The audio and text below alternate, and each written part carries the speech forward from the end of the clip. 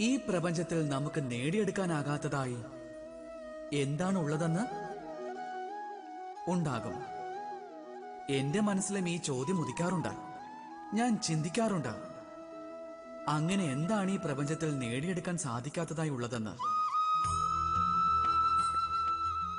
ധനം അല്ല, യശസ് അതുമല്ല, അഭിമാനം അല്ല,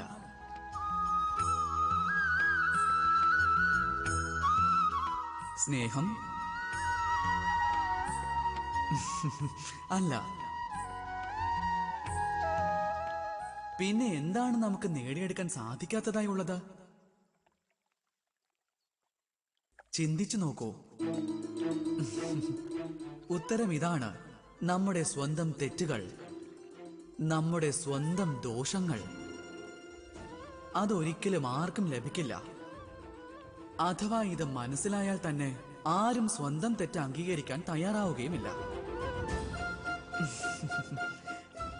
ഏതൊരു വ്യക്തി സ്വന്തം തെറ്റ് അംഗീകരിക്കുന്നുവോ, സ്വന്തം ദോഷത്തെ സ്വീകരിക്കുന്നുവോ,